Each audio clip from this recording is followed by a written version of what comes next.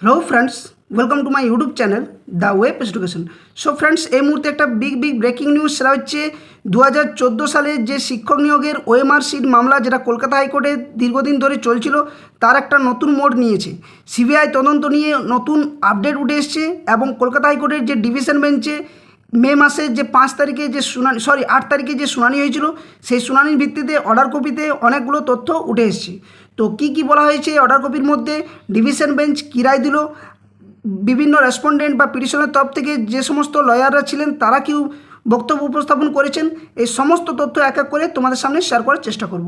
তো সকলেই ভিডিওটা শেষ পর্যন্ত দেখো। আর যারা চ্যানেলে নতুন ভিউয়ার্স রয়েছে অবশ্যই বলবো চ্যানেলটি সাবস্ক্রাইব করে পাশে থাকা বেল নোটিফিকেশন অন করবে এই ধরনের সমস্ত গুরুত্বপূর্ণ নিউজ, কেস আপডেট, নোটিফিকেশন সংক্রান্ত তথ্য পাওয়ার জন্য। তো চলো ভিডিওটা শুরু করা যাক, কী তথ্য উঠে আসছে।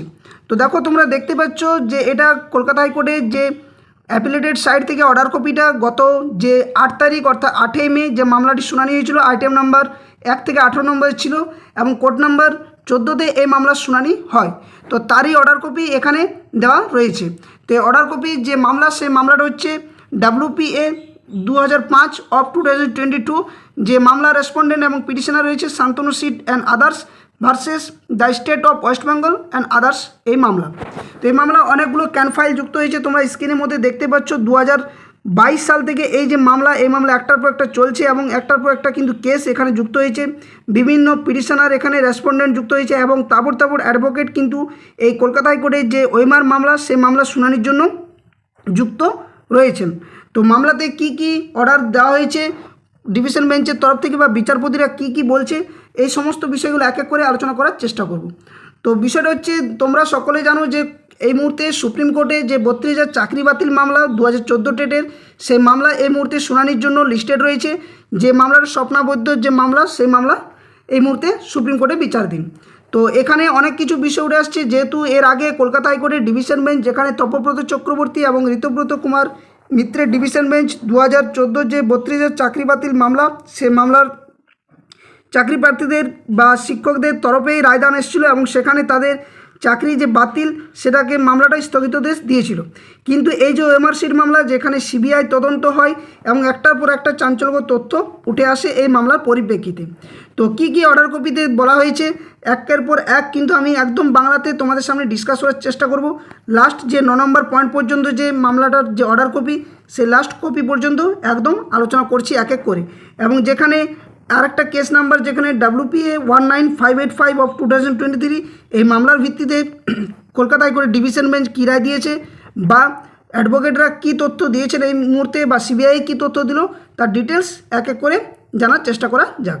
তো দেখো, বিষয়টা হচ্ছে 1 নম্বর পয়েন্টে যে বিষয়টি বলা হয়েছে এই মামলার ক্ষেত্রে একদম বাংলাতে আমি বিষয়গুলো তুলে ধরার চেষ্টা করছি। তো সকলেই ভিডিওটি শেষ পর্যন্ত দেখার চেষ্টা করো। আর যারা নতুন ভিউয়ার্স রয়েছে অবশ্যই চ্যানেলটি সাবস্ক্রাইব করে পাশে থাকা বেল নোটিফিকেশন অন করবে।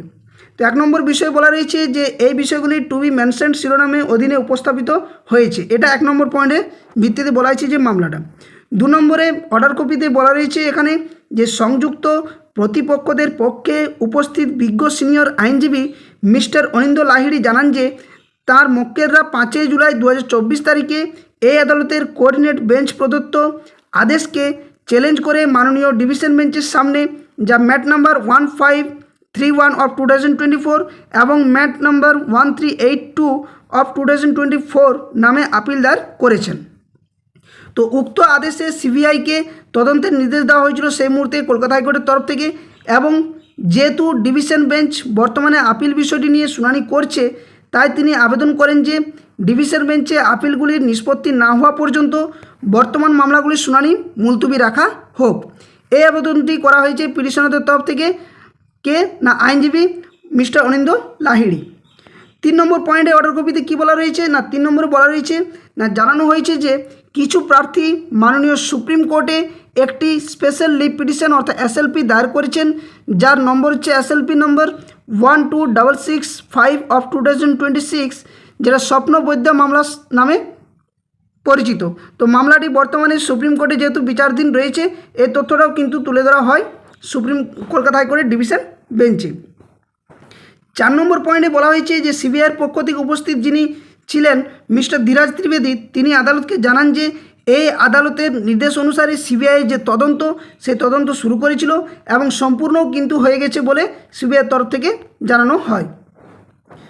5 নম্বর পয়েন্টে অর্ডার কপিতে যে বিষয়টি উঠে আসছে সেটা হচ্ছে WPA 2005 অফ 2022 এই মামলায় সংযুক্ত প্রতিপক্ষদের পক্ষে উপস্থিত বিজ্ঞ সিনিয়র আইনজীবী মিস্টার প্রতীক ধরো একইভাবে আবেদন করেন যে যেহেতু আপিলগুলি মাননীয় ডিভিশন বেঞ্চে বিচারাধীন রয়েছে তাই বর্তমান মামলাগুলির শুনানি মুলতবি রাখা হোক। অর্থাৎ একের পর এক আইনজীবী এই বক্তব্য তুলে ধরেন যেহেতু মুলতবি রাখার একটাই বিষয়, সুপ্রিম কোর্টে যেহেতু এই মামলার ভিত্তিতে একটা যে কেস সেটা কিন্তু চলছে এবং এই মুহূর্তে পেন্ডিং রয়েছে, যে মামলাটা 2014 যে টেট বা 32-এর যে চাকরি বাতিল মামলা তার সাথে যুক্ত এবং স্বপ্নাবদ্ধ যে মামলা সেটা এই মুহূর্তে সুপ্রিম কোর্টে বিচারাধীন।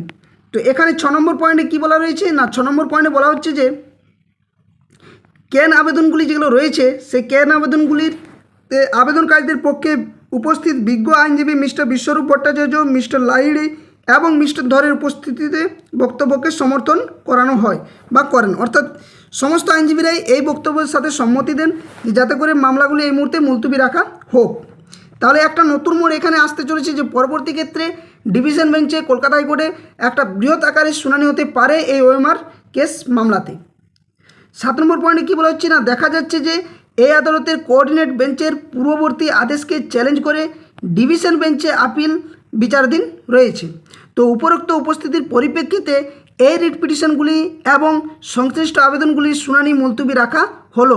এটা কিন্তু কলকাতা হাইকোর্টের যে রায় সেই রায় গত 8 তারিখে কিন্তু এটা মূল বৈশিষ্ট্যটা তুলে ধরা হয়েছে। কারণ যেহেতু পিটিশনার বা রেসপন্ডেন্ট সমস্ত আইনজীবীরা তারা কিন্তু একটার পর একটা বলেন কি না মামলাটি এই মুহূর্তে যাতে মুলতবি রাখা হয়।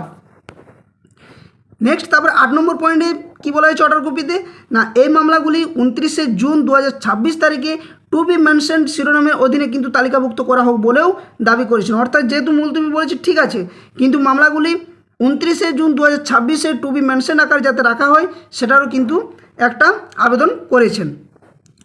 9 নম্বর পয়েন্টে বলা হচ্ছে আদালতের নির্দেশ অনুযায়ী যারা এই মামলায় নিজেদের পক্ষে যুক্ত করেছেন তাদের নাম অন্তর্ভুক্ত করে রিট পিটিশনগুলিতে সংশোধন করার নির্দেশ কিন্তু বিভাগকে দেওয়া হলো। অর্থাৎ এই নির্দেশটাও কিন্তু দেওয়া হয়েছে যারা এই মামলার সাথে যুক্ত বা নিজেদের পক্ষ যুক্ত রয়েছেন তারা কিন্তু রিট পিটিশনগুলিতে যাতে সংশোধন করার নির্দেশ সেটাও কিন্তু দেওয়া হয়েছে।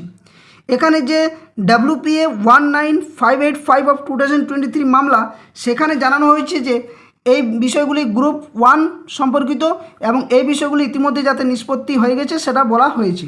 সাথে সাথে সেই কারণেই বলা হচ্ছে যে WPA 19585 অফ 2023 এই নম্বরটি রিট পিটিশনটিকে কী করা হচ্ছে না বর্তমান মামলার তালিকা থেকে পৃথক করা হয়েছে এবং কি না বেঞ্চের তালিকা থেকে মুক্ত বা রিলিজ করা হয়েছে। তো এটাও একটা কিন্তু গুরুত্বপূর্ণ আদেশ দেওয়া হয়েছে ডিভিশন বেঞ্চের তরফ থেকে, যেখানে এই মামলাটিকে রিলিজ করা হয়েছে যার নাম্বার হচ্ছে WPA 19585 অফ 2023 যে মামলা। তো এই ছিল সম্পূর্ণ তথ্য ওএমআর কেস যে মামলা সেই মামলার কিন্তু একটা অন্য মোড় নিতে পারে পরবর্তী ক্ষেত্রে, যেহেতু এই মুহূর্তে 32-এর যে চাকরি বাতিল মামলা সেটা কিন্তু সুপ্রিম কোর্টে বিচারাধীন এবং এই 32-এর চাকরি মামলার সাথে অনেক কিছু বিষয় যুক্ত রয়েছে যেখানে সিবিআই তদন্ত হয়েছে, শিক্ষামন্ত্রী থেকে শুরু করে বিভিন্ন মন্ত্রীদের যে সিবিআই তদন্ত সেটাও কিন্তু ঘটেছে এবং একটার পর একটা কারচুপি ওএমআর শিট কারচুপি বা মেসেজগত যে চাকরি এই সমস্ত একটার পর একটা দুর্নীতি কিন্তু ধরা পড়েছে এই যে ওএমআর শিট মামলার ক্ষেত্রে বা এই 32 চাকরি বাতিল মামলার ক্ষেত্রে। তো পরবর্তী আপডেট অবশ্যই কিন্তু শীঘ্রই আশা করছি প্রকাশিত হবে এবং যে 32-এর চাকরি বাতিল মামলা সুপ্রিম কোর্টে শুনানি চলছে সেটাও কিন্তু খুব দ্রুত শুনানি হতে পারে বলে একটা আশঙ্কা রয়েছে। তো 29শে যে জুন মামলার যে ভিত্তি বলা হয়েছে এই যে ওএমআর মামলা সেটা কিন্তু মেনশন করার একটা যে আবেদন সেটা কিন্তু কলকাতা হাইকোর্টের ডিভিশন বেঞ্চে করা হয়েছে। এখন পরবর্তী আপডেট দেখা যাবে যে পরবর্তী যে শুনানি সেটা আদৌ হবে কি আরও পিছবে, কারণ যেহেতু সুপ্রিম কোর্টে একটা মূল মামলা চলছে স্বপ্নাবদ্ধর মামলা, তো তার ভিত্তিতেই বোঝা যাবে যে কলকাতা হাইকোর্ট কী প্রতিক্রিয়া দিতে পারে। তো যাই হোক ভিডিওটা বেশি লেন্দি করছি না, এই হচ্ছে অর্ডার কপির যে সম্পূর্ণ তথ্য সেটা বাংলাতে তুলে ধরলাম। যারা পিডিএফটা পেতে চাও অবশ্যই ভিডিও ডেসক্রিপশন বক্সে অফিসিয়াল টেলিগ্রাম চ্যানেল লিঙ্ক এবং অফিসিয়াল ফেসবুক পেজের লিঙ্ক রয়েছে, সেখানে যুক্ত হতে পারো। তাছাড়া যে কোনো আপডেট তোমরা ওখান থেকে পেয়ে যাবে। আর অর্ডার কপি কলকাতা হাইকোর্টের অ্যাফিলিয়েটেড ওয়েবসাইটও রয়েছে, তোমরা নিজেরা ডাউনলোড করে বিষয়টি একবার ভালো করে দেখে নিতে পারো। তো ভিডিওটি ভালো লাগলে লাইক শেয়ার অবশ্যই করবে, চ্যানেল নতুন ভিউয়ার্স হয়ে থাকলে অবশ্যই চ্যানেলটি সাবস্ক্রাইব করে পাশে থাকা বেল নোটিফিকেশন অন করবে। ধন্যবাদ। জয় হিন্দ। সকলে সুস্থ থাকুন, ভালো থাকুন।